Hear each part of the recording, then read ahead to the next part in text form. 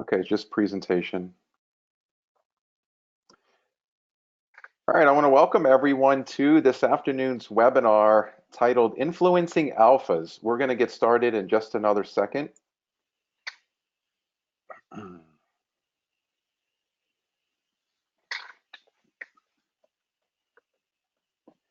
And my name is Raymond Liu. I'm going to be facilitating today's webinar, and I'm going to introduce Rob in just a bit. Just a couple of housekeeping items here. First of all, we got a bunch of shout outs from a number of participants today that received their Starbucks gift card this morning. Hope you enjoyed that cup of coffee as you were commuting into work. We got a lot of nice emojis that came in, so you're welcome for that. Hey Rob, do you want to share your presentation in presentation mode?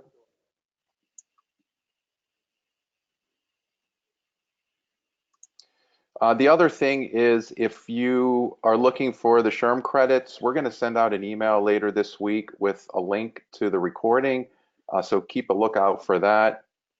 Also, I'd like to introduce two colleagues who are on as panelists today, Josh Ralla and Ali Brown. They are going to be moderating the question and answer panel for those who have questions. We want a lot of engagement from you all throughout today's session. Ali just is posted or will be posting a link to the workbook. I know a number of you have connected with Rob online, took the assessment, so thank you all for your participation with that. There is a great workbook that comes along with that, so be sure to download the workbook, and you can actually participate using the workbook in today's session. Raymond, could I just check to see if you're seeing what I'm seeing on the screen? Yep, you're showing the All right. download the workbook slide. First test accomplished. We're good. All right. Well, again, thank you all for joining here today. Again, my name is Raymond Lee. I am with Career Minds. We're a virtual outplacement company. And joined with me today is Dr. Rob Fazio. And just a little brief bio of Rob. I'm going to call him Rob, not Dr. Fazio, because he is a good friend of mine. And I dropped the doctor about 8 years ago after we met. But Rob is an author. He's a keynote speaker, an executive advisor who specializes in influence, motivation, and power. He's worked with elite and emerging talent such as people in C-suite, surgeons, athletes. He's also a member of the Forbes Coaches Council, and he lives in Haddonfield, New Jersey.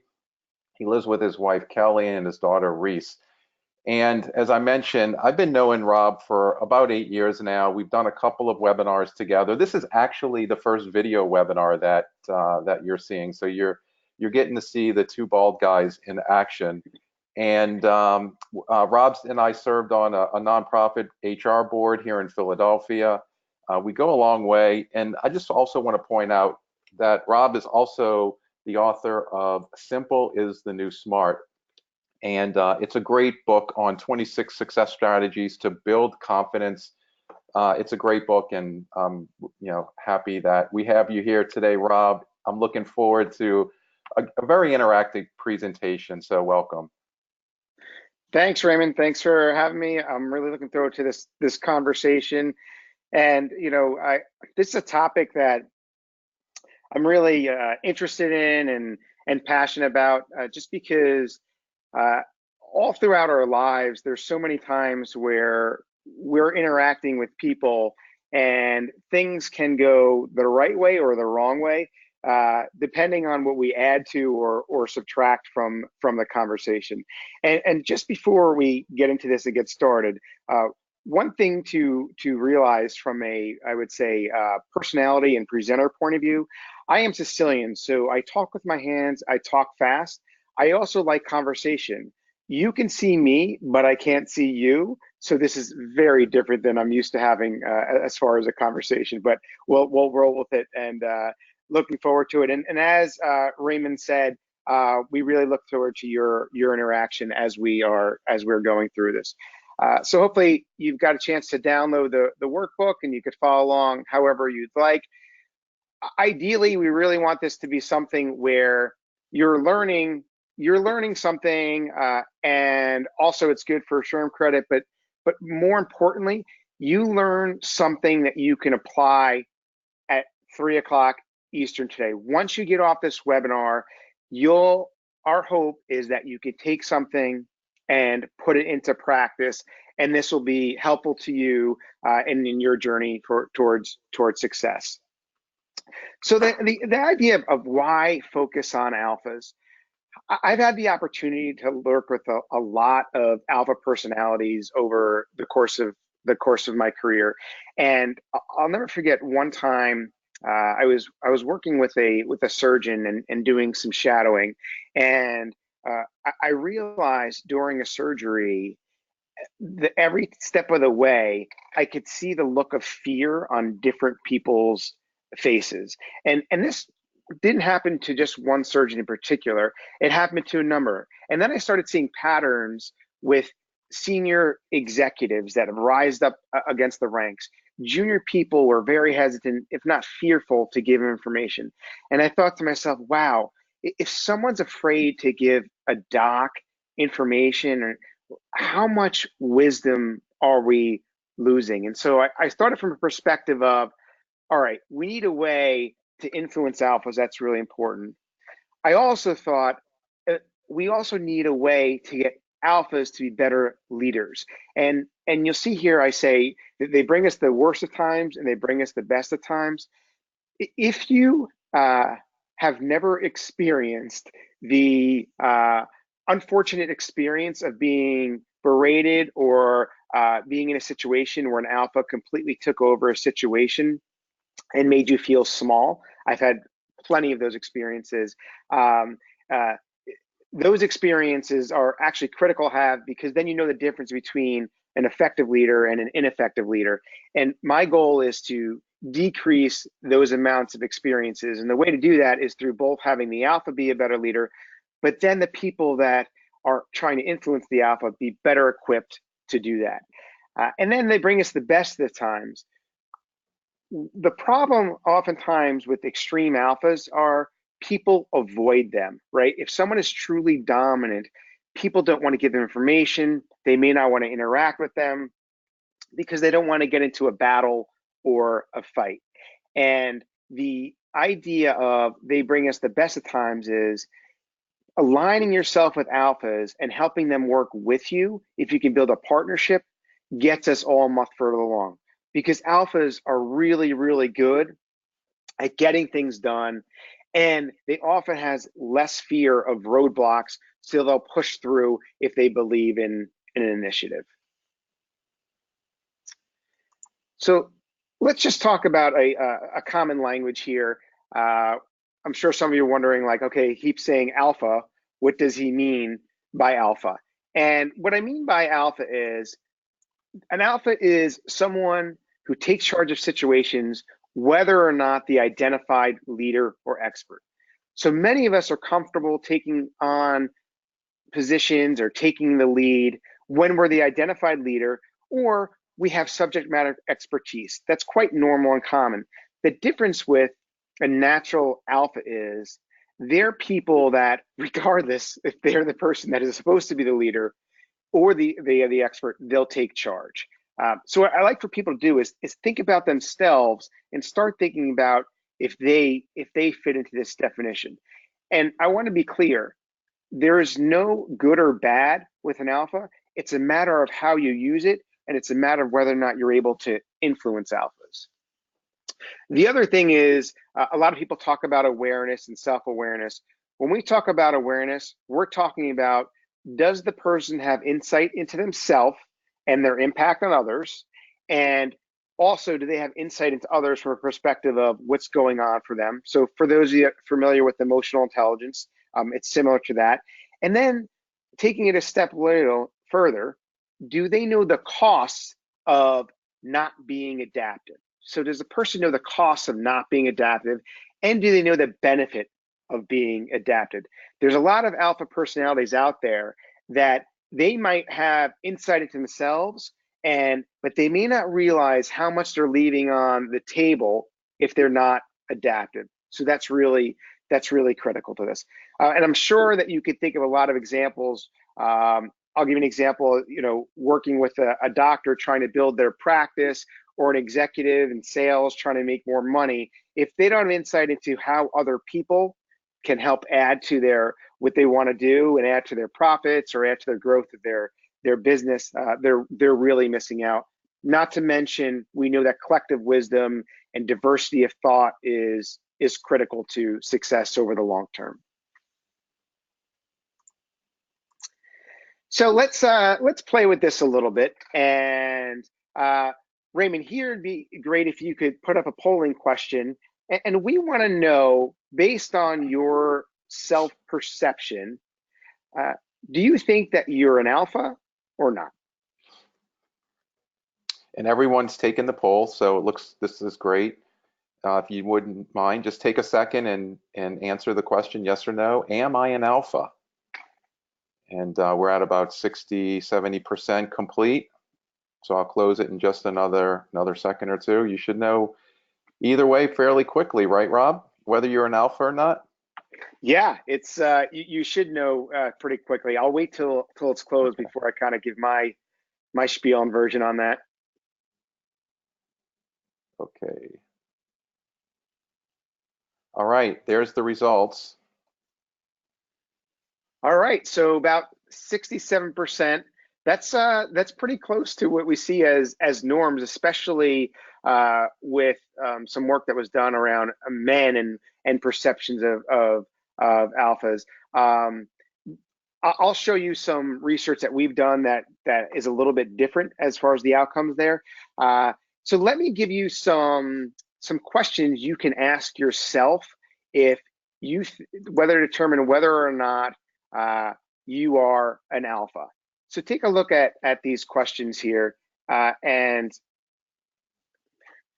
so the first question is, take charge in most situations. So alphas are going to be people that, like I said, regardless. So I'll let you look through those. Raymond, if you wouldn't mind taking a look through those as well, and I'm interested in hearing your perception or thought.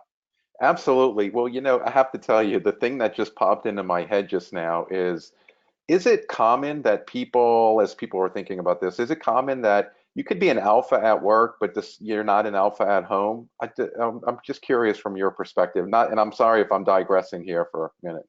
No, it's a good question. So I think that if you're an alpha, you're an alpha, and there's degrees to which you are an alpha. So, for example, someone answering these questions, there's 8 there. So if you have 6 or more, chances are you're an alpha, and then it's how strong of an alpha you are. What I found is that if you are an alpha, you are going to be an alpha at home or work. However, if you have a partner or a spouse or family where someone is more of an alpha than you, you tend to take more of a beta or a backup role. Another example is if you're an alpha and you're around other people that are stronger alphas. So I have a close friend I travel with all the time.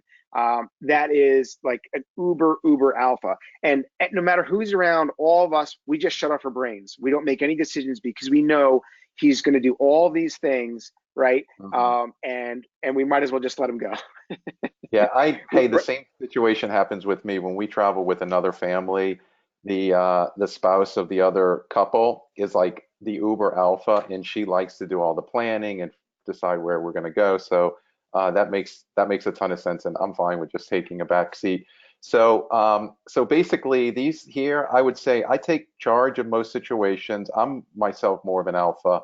I generally have a strong point of view if I feel like I'm, knowledgeable in that subject or topic, but I tend to not overtly disagree with people, and I'm usually a rule follower to some Yeah. extent. I mean, I think maybe some of that comes with maturity, but I would say some of these that they resonate with me, some not necessarily.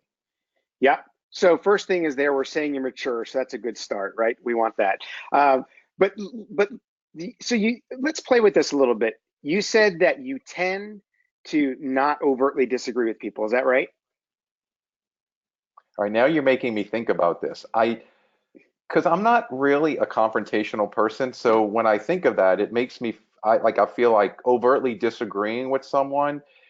Is it in a group of people? Because I would tend to not do that in a group of people. But if it was one on one, like if you and I were sitting here and I disagreed with something you said, like I wouldn't disagree with you on this webinar, but maybe afterwards I'd say, disagree overtly. So does that make Yes, sense? this is great. So I actually disagree with you. So I have Thank you. number of experiences with you when you think something could be better for your audience, for Hmm. your workers, or for your clients. You will do something like you'll ask a question like, what are we actually trying to accomplish here? Right? Okay. Or you'll say, how could we do this differently? So that is an overt disagreement, but it's not confrontational. So you just do it in Ah, a strategic and intentional manner. okay, that makes sense. All right, Yeah. I agree with that. There you go. That's great. Good. But it's and I think because alpha is, it can almost have a negative connotation to it, but it's not a negative thing. It's, as you'll see where we get to more, it's about being aware and a couple other dimensions. I understand. Uh, yeah, Great. and so the so and I don't think people kind of get caught up in the puristness, but you'll start to see, and I think there's a lot of people that are out there that are alphas but don't realize they are, and that's where we run into trouble because they're not realizing that they're guiding Hmm. and driving, and they're very comfortable with it. And what that Got it. does is it takes up space for others. Cool. Things. All right, so let's see.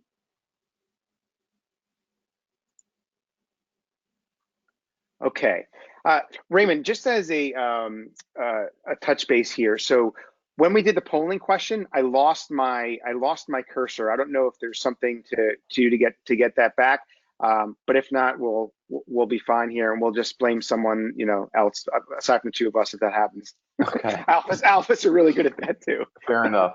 Uh, so this is the matrix here, and what I mentioned before around aware and being aware as well. There's another dimension which is being adaptive, and so people who are aware, they're people that know what their triggers are. So you always hear about these triggers and emotional triggers, and it, if they are not adaptive, meaning they don't know how to shift and change, they're the ones that are perceived as the quote unquote bully because you know what you're doing to me, and you're just doing it. You're just choosing not to adapt. And compared to someone who is unaware, where they just react to triggers, so they're kind of emotional. Um, and the goal is to get to that place of where it's someone who is adaptive and aware. So we kind of gave some examples here. For example, like someone like Kobe Bryant. Again, no, not again. So this isn't a scientific assessment. I did not go interview Kobe Bryant on his personality, but if you've ever watched him play the game or in an interview, he's someone who takes control no matter the situation. Uh, I think he's aware. He knows that he does that, but he doesn't really care about that. And in a basketball game, he wants the ball. He wants to win the game.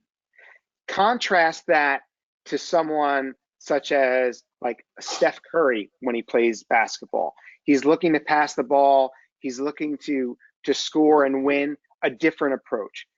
Some examples of adaptive alphas are someone like Ellen DeGeneres or Warren Buffett. So Ellen DeGeneres is great because she's very assertive and she uses things like humor to make a point, and she has a very strong presence.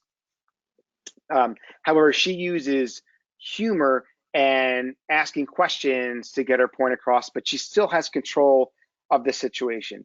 Hmm. And then your classic example of someone who's unaware but might be adaptive because they're just lucky in the moment. But like the Tom Cruise example of him jumping on Oprah's couch, right? He just doesn't have a clue, right? What the perception is or what's going out there. It's worked out for him, so maybe not the best Well, example there. Rob, Go I ahead. was thinking when you said Tom Cruise, I was thinking, honestly, I was thinking of the Show Me the Money from um, the movie with Cuba Gooding Jr. where he was like screaming into the phone, "Show me the money." I, Yes. I, I kind of feel like it's a theme with him because I wasn't thinking you were talking about the Oprah example. Yeah, yeah. No, you're right, exactly. He does that. And also, there's other things on the personal side around how he does things.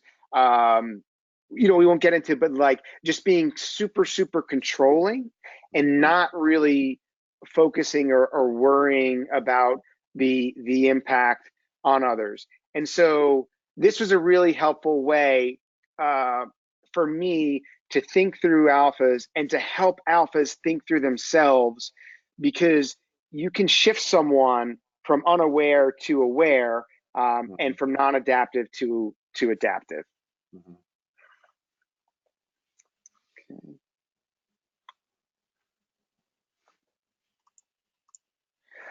And here we have our a matrix here, or a table. Uh, so the key here is we're talking about this idea of subtle strength. And subtle strength is intentional influence that includes quiet confidence, backbone, and respect.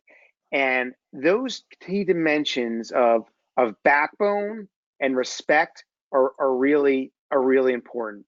So when these two here, oftentimes people have one or the other. And if you're trying to influence an alpha, the worst advice you can get is take them on. So I have one of my pet peeves. I have a few of them. We would need 4 hours for that kind of conversation. But one of them is when people say, if you want to beat a bully, right, you punch him in the face.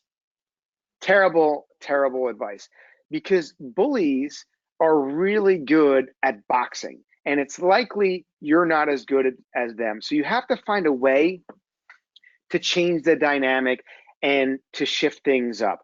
So people that are really difficult and are really, really strong alphas that are unaware and unadaptive are so used to fighting on their turf. And you don't want to try to influence on their turf. You want to try to bring it in some way to medium ground. And we're going to talk about how to do that in a moment here.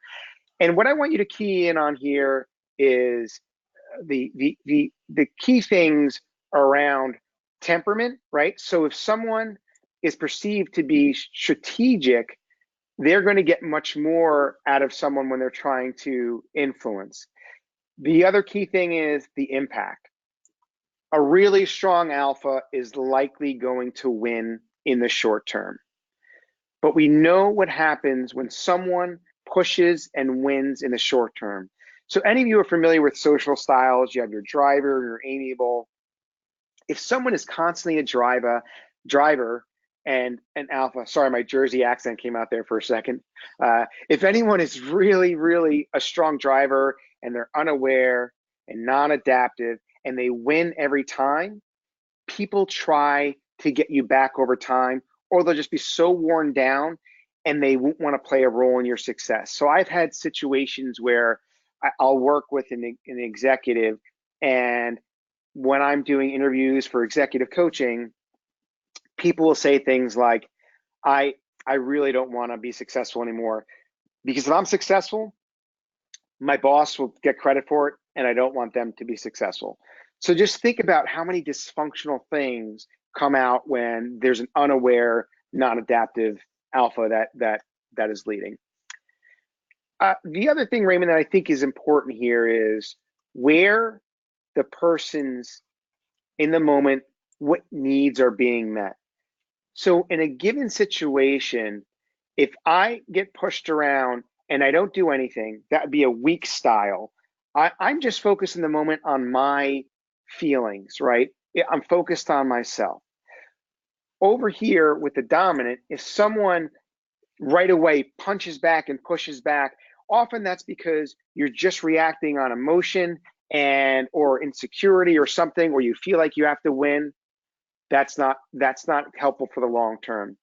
Counter that with where we have people here either that are using subtle strength or avert.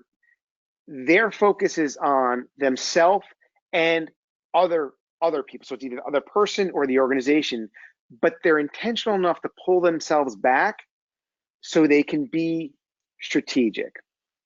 So you want to think about in situations when an alpha is doing something, it can elicit an emotional response.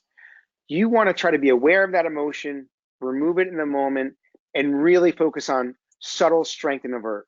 So let me also reinforce, I'm not asking anyone to be a pushover. I'm asking people to be strategic. And there's times when you need to be assertive and have a position of strength and say, I disagree with that. Here's why. Here's what I think. But you have to have the element of respect in there. And where subtle strength comes in is there are times you might want to guide, right, and take a one down position and not be too forceful. That also is an approach. What I want you to avoid is coming across weak or being too dominant. Mhm. I would imagine, Rob, as you're looking at these styles, that when you think about coworkers who colleagues that you work with, you could probably pretty easily categorize employees into these categories, whether it's a boss. How do you go about, how do you approach someone who's a dominant and give them feedback on, you know, on maybe that they're isolating themselves from the Yeah. team. They're not, it's obvious that, maybe they're just dominant, everything's results driven, and they're really thinking about themselves, not others. How do you approach that in a constructive way? Uh, Excellent question. So I'm going to give you a longer answer on our next slide that gives a strategy to it. But Okay. a couple things on the short side of it. So there's a lot that's come out in the field of neuroscience um, around opening people up to getting feedback. And so the work of Richard Boyatzis is really great. David Rock's work is really great. The book Thinking Slow and Fast is good. And we're also going to give you a link to an article in Forbes that talks about just that leading upwards. And the key is to tap into their ambitions, to start with their element of vision. So what's really important to them, and then giving the feedback in context of what is important to them. It's also being smart about who you give feedback to and when. Sometimes you're not the right person to give it, and sometimes it's just not worth it for a political reason or if it's going to do damage to you. And that's the unfortunate truth, is sometimes you may not just be able to take certain things on. Right. And so a longer answer to your question, not just in particular dominant, but let's say an alpha personality and how you would influence an alpha personality. These are the steps to take. And there's a couple of these steps, people are probably shaking their head and saying, why in the world would I do that? So when I coach people on this, the reaction around this initially is, I don't get it. But let me play this out for you a little bit. So the first aspect of depersonalizing is the most critical success factor. So when we look at the research on conversational intelligence and crucial conversations and a lot of the things, radical candor, we know that probably the first 30 seconds of a conversation is the most critical. And oftentimes what happens is that people in a conversation get thrown off guard and they will take things personally and they'll go down a road and create a narrative. So let's say you're in a meeting and someone speaks over you and completely takes control and doesn't listen to you, makes you look bad.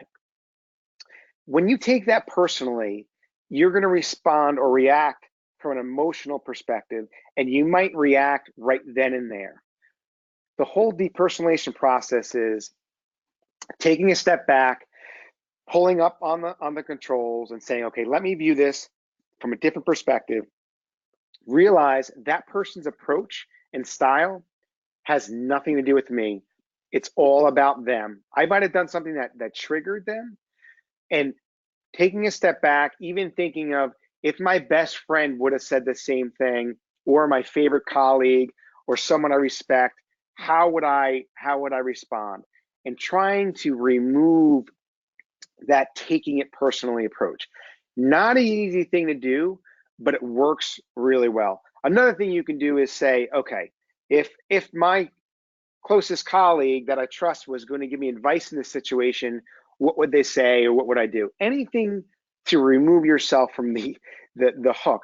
The alphas are really, really good at tapping into people's hooks. And I'm not sure it's an intentional thing. I think it's more of a natural thing where they're really good at picking up on things that get an emotional charge out of people.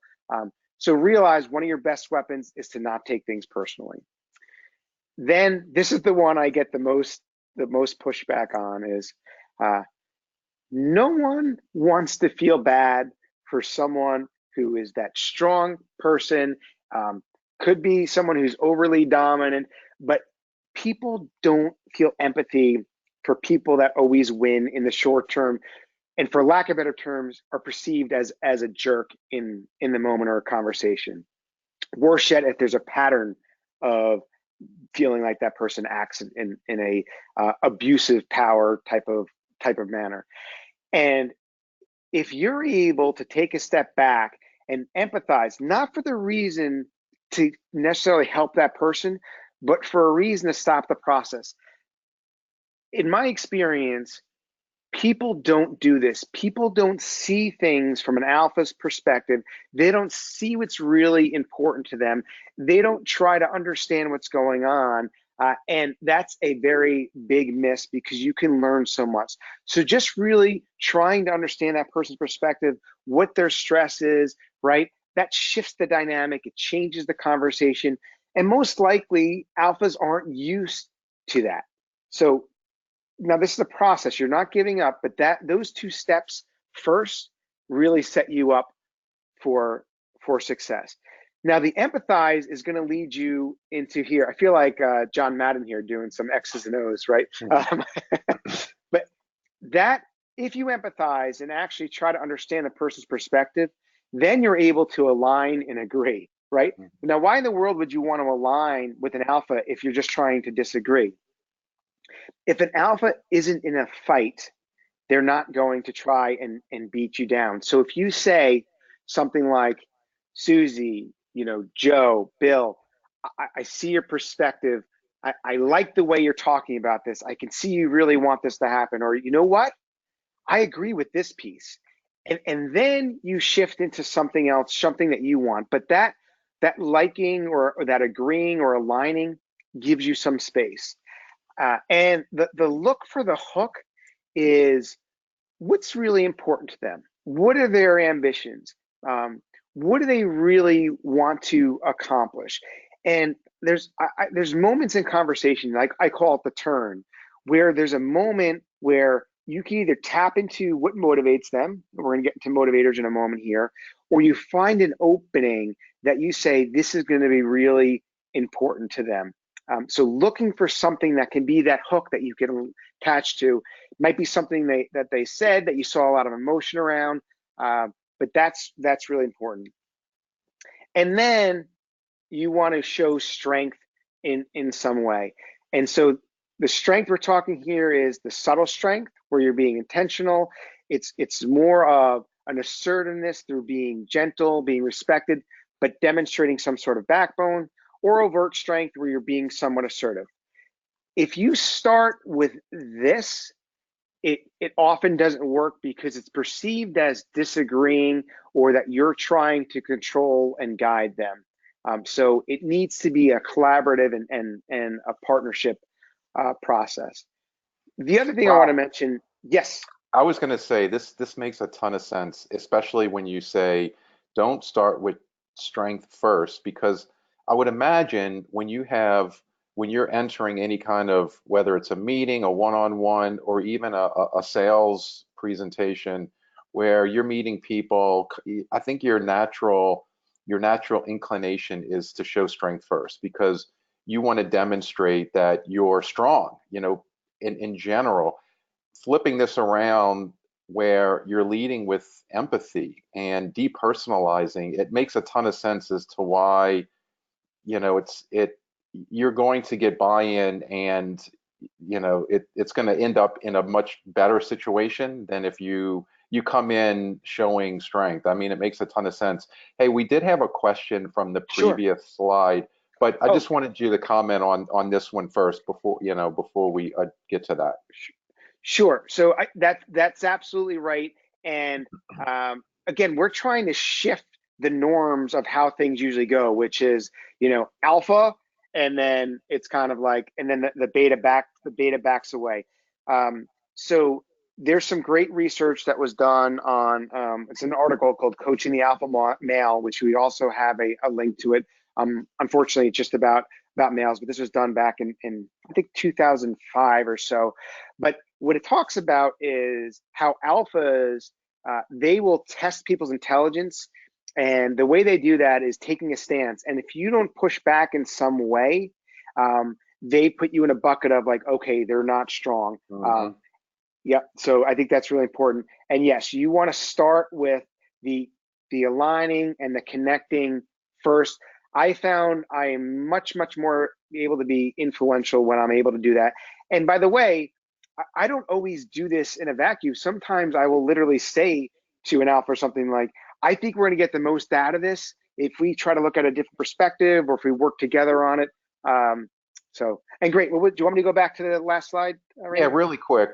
Someone asked if you could provide a practical example of how to apply the appropriate strength style that doesn't come across as weak or dominant. Yes. So an example of that would be uh, is if someone was being really dominant and they said to me, "We've got to get this done by Tuesday. This change by next Tuesday," and I know that if we do that without talking to some other stakeholders, it's actually going to have the opposite impact. What you would do is you would try to try to recognize and then redirect. So recognize would be, Raymond, totally appreciate that you want this done by next Tuesday. You want it done because A, B, and C. Appreciate the speed in which we need to do that. I wanted to point out a couple things that are going to help ensure that once we do this, it sticks, because I know you'll agree with me that that's what's really critical. Hmm. So you're using some type of a transition statement. You're making sure you validate what they say.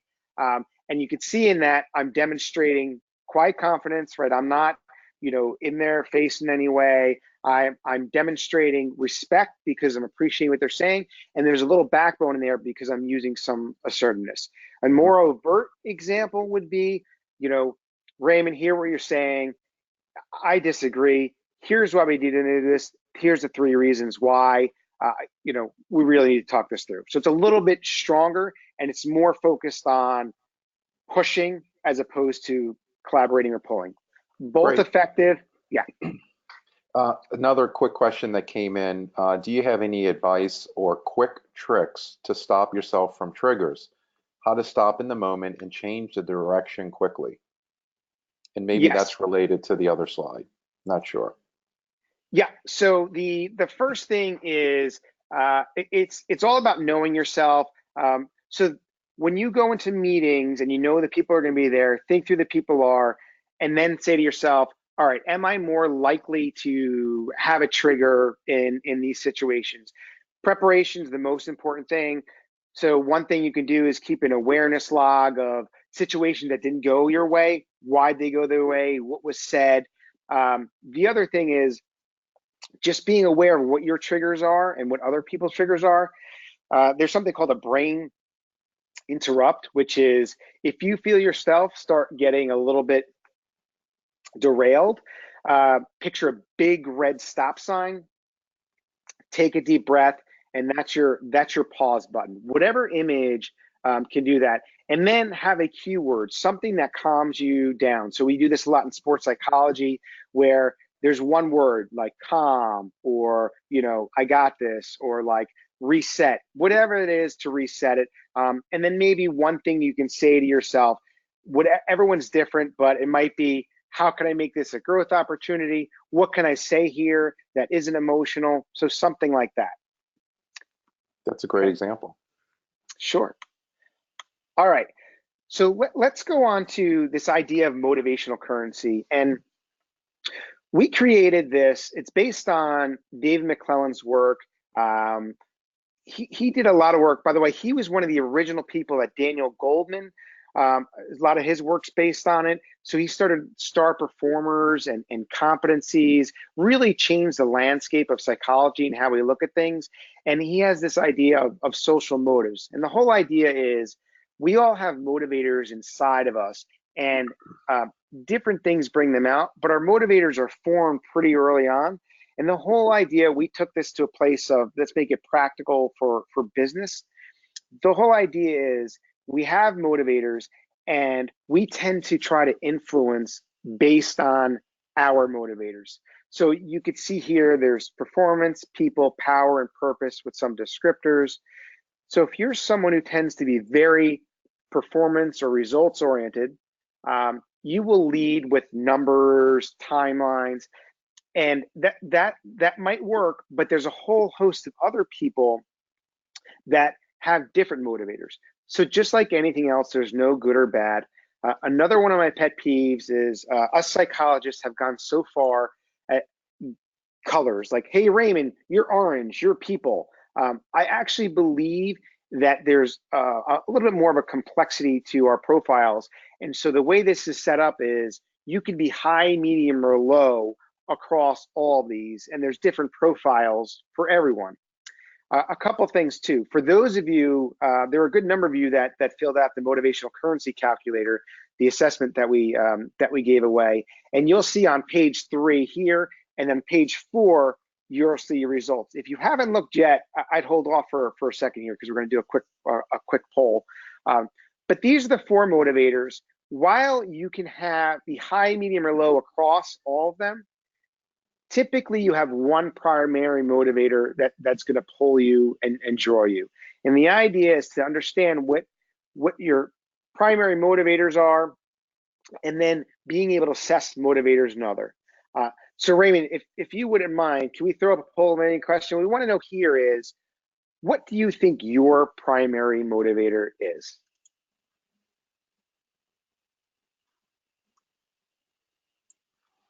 All right. People are taking it. We're over 50% already, so I'm happy to see that. People are engaged. That's great. And Rob, we had another question that came in around what do you do when an alpha reverts to gaslighting to get what they want? For example, saying they asked for something which they didn't, something like related to that. You mean like okay, so is gaslighting meaning like they're setting a fire? Is that kind of what Maybe. What do you probably? do when an alpha Yeah. reverts to gaslighting to get what they want? Yeah. I think what you try to do is de-escalate the situation as much as possible. In that situation, what you want to try to reinforce and focus on is the outcome that everyone's working on. Ideally, in the moment may not be the best time to fight the fight.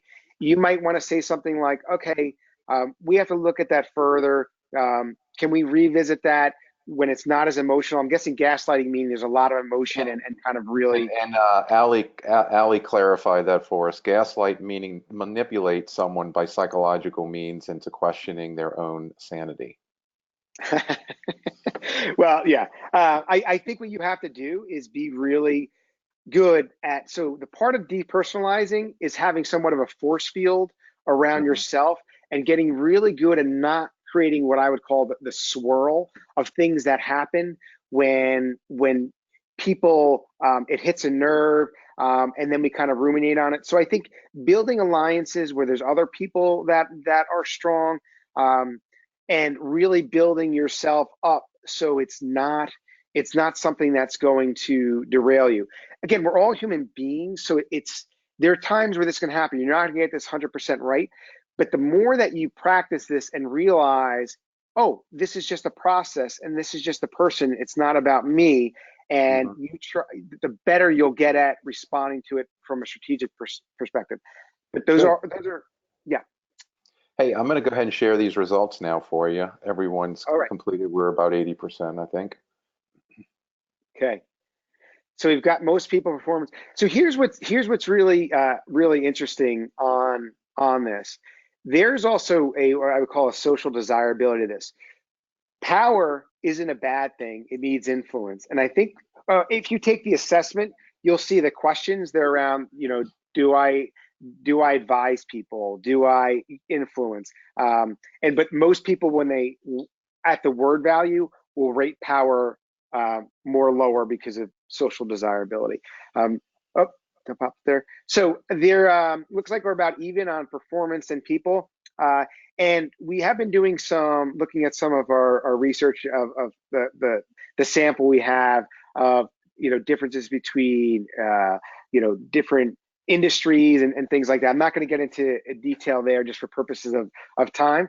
But the key here is it's not necessarily about what your primary motivator is. It's about what you do with that and how well you are at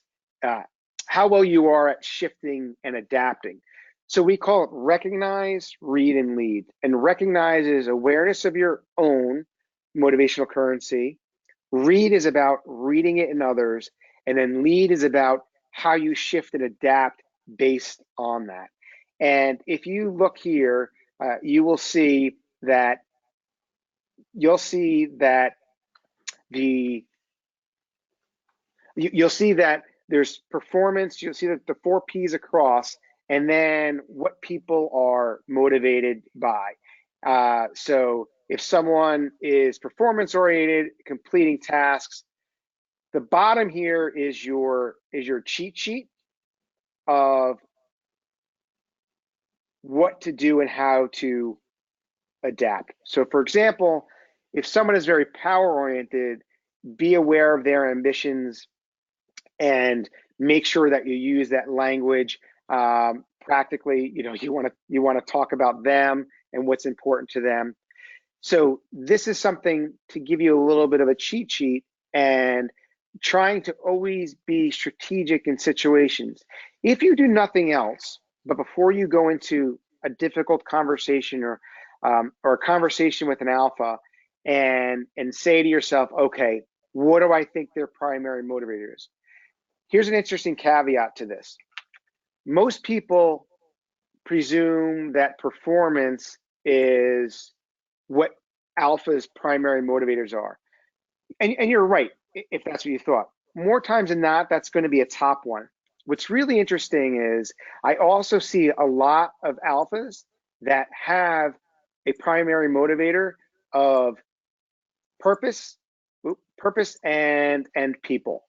But they don't get credit for that because this is their primary, and they focus so much on letting people see this, because when there's pressure, that's what they focus on, and people don't get to see the people side of them or the purpose side of them. And so when you're working with alphas, if you can just get them to suspend this a little bit, they're also going to be more influential if they let people see these other aspects. Another thing too that I think is good, Raymond, is for people, a good way to use this is to think through people at work. So people that they want to either partner with or influence. I even have a transparent conversations about this, and I say, okay, my primary motivator is power. Here's things that are important to me. What do you think yours is? And have a conversation on teams, on how you can work together as effectively as possible. But if you just stop before you go into a conversation and say, okay, what do I think this person's primary motivator is? How do I want to adapt my approach? I think that'll be helpful. And I think on if you're going into groups of people, then you want to try to cut across as many different motivators as possible. Little tip for all of you that are in marketing or sales, any digital communication, you want to write your communication and then come back and do a checkbox to make sure you hit all 4 of these motivators. Because when people hear and see their own language, they're more likely to be influenced. That's great advice. Thank you. Okay. The good news is I've got the highlighter, but I just can't shift my slide. Yeah, There I we was go. going to say, Rob, you get an A for the highlighting. It's incredible. Yeah, and they're I guess it's staying up there now, so this is really Interesting. a cool option. I And like the color. we have about 9 minutes left, so I want to make sure we get to our little case study at the end. I think people are going to enjoy.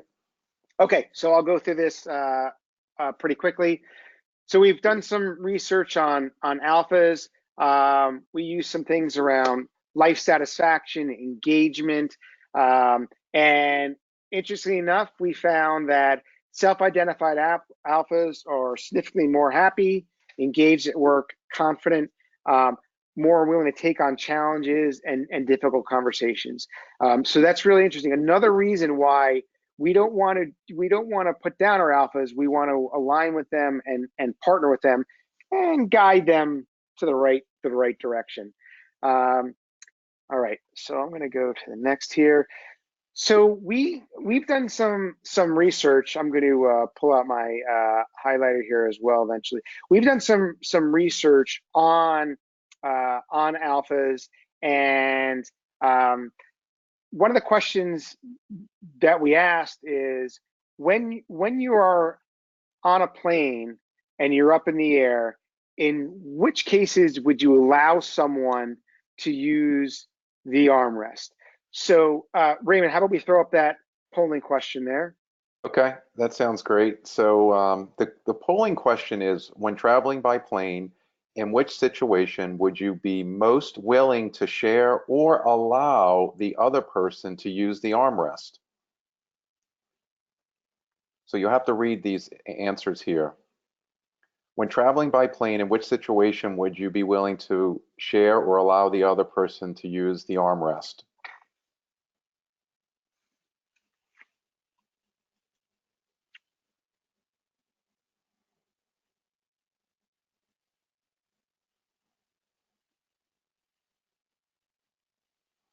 Okay, we're over 70%, so I'm going to go ahead and close it and Okay. share the results. Let me share the results with you. Here we go. All right. So the winner was when other person asked me if I'd like to use the armrest. So very interesting, right? So let me show you what we got here. Um, so we have 71% said they were willing to share or give up when the other person either leaves or asks. So what's interesting about that is it's a great example of that people, if you aren't forceful, people are more willing to collaborate, right? If you invite them in a decision, whereas a lot of people intuitively would think, oh, I should just take the armrest because I won't get another opportunity, and that's not the case. So let me point out a couple of things here. So I'm one of those awkward people that I like to take a look at the research and practical cases. So whenever I fly, if you're sitting next to me, ask to change your seat because I likely will try to do something. So I got on a plane flying back from the West Coast. I think was this time, and sat next to someone. And so, just to give you a little bit of a land here, there's the armrest, and here's this person over here in my space. I'm sure all of you have experienced that. So I found that really interesting. Okay, right off the bat, before the flight takes, this person takes over the whole armrest and is in my space. I'm like, okay, an alpha. Now I will say, I also the second thing was here is where your feet get. By the way, I think planes should have highlighters and just do this for people, right? Like my space, your space, like stay over there, that type of thing. But I will say that I look down. I'm like, okay, this is likely an alpha. And then I will tell you right now, this is something you should not do. I was aware of my bias, but I said to myself, it's probably a trader, meaning someone in finance that trades stocks, and something that people I work with a lot in there. And I kind of had a little fun with it. I'm like, it's probably that. So next thing you know, I take a look at the title of the book and it's Trade Stream, right? Your way to the profits. I was like, oh, boom. Bingo. Bingo, it's classic. Um, but it's just so interesting on how, like, obviously that part of it you don't want to do, but what you do want to do is think about ways to shift, so you're not getting into an escalation of conflict with an alpha, and you're finding different ways. And what I'll also say, if you are an alpha and you're on this call, if you're an alpha, think about some of these things for yourself on how you can be more aware and adaptive, because the last thing you want is to miss out on information. um, so Raymond, I'll turn it over to you to see if where you'd like to go from here. Well, I will tell you, first of all, I'm just curious, how did you get the picture? Was he sleeping or how did that come about? Great, great question. How did I get the picture? So I did my whole, like, kind of like stealth, pretended I was texting. Oh, and then once he took his book out, he fell asleep. So I was like, oh, great. Yeah. Well, my strategy, Rob, is hopefully to avoid that situation. I like grabbing the aisle seat, and I like lean over into the middle because I'm a big, broad-chested guy, and I just pray that someone very petite wants to grab the middle, so um, or is Yeah. in the middle, so I don't have to. I want to avoid that. So I guess there's a little bit of Yeah. strategy there too, right? Yeah, absolutely. Well, but this is all about being strategic. And I think beyond that, it's about appreciation and partnership, right? And so, another thing is, if an alpha does take over your space, and you really need that space for some type of reason, or it's a situation, you can just point it out to them, and say something like, "Hey, I'd really appreciate it if we can share the armrest however you want. Like, you want to take for a while, me, or, like, can we do half, something like that, where it's not confrontational." Because sometimes the person may not be aware. If they are aware and non-adaptive, that's a little bit more difficult. Well, that would be awkward if you have a 4 hour East Coast to West Coast flight. If there's that, because you're in close quarters. Hey, listen, we got two Yeah. more minutes. I just wanted to, if anyone has any closing questions, I want to be sensitive to the hard stop at the top of the hour. Do you want to just go on your closing slide, Rob, on Sure. where attendees can connect with you if they want to keep the conversation going? Um, Thank you all so much for engaging with us today. Hopefully you found this very informative. Hopefully you've had a little fun along the way. If you have any last minute questions, feel free to post those. But definitely, if you have follow-up questions, Rob's contact information's here. I'm sure he would love for you to link in with him on LinkedIn. You have his website. Check out his book, Simple is the New Smart. It's a fantastic read. All right, well, we'll wait a couple of minutes here. And thanks, Ali and Josh, for hosting us and getting the questions to us. We appreciate that. If there's any last minute questions, that would be great. And Rob, you have any just last minute send off advice? Sure. I think that if you look at this as a process where, it's something that that you can get better at, and it's also going to benefit the other person and the organization. It's kind of interesting and fun to see how, when you shift the dynamic and conversations differently, the different types of results and relationships you get. Awesome. Well said. And please, everyone, keep an eye out for the materials. We are going to send the recording later this week with your SHRM credit, so you'll get that via email. Also, tune in to future webinars for early next year, 2020. I can't believe it's right there. Rob, thanks again. I've really had a lot of fun today. Enjoyed it, and we'll see you soon in Philadelphia for lunch one day. But thank you all very Yes. much. Have a great rest of your week. Thank you. Thanks for watching. Bye Cheers. bye. Bye-bye.